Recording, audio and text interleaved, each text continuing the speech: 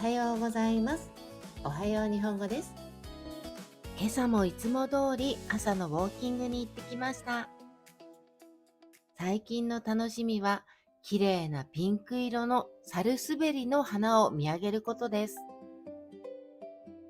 この時期に満開になるサルスベリの花は本当に綺麗です。空を見上げながら歩いていると、どこからかセミの鳴き声が聞こえました。いよいよ夏本番です。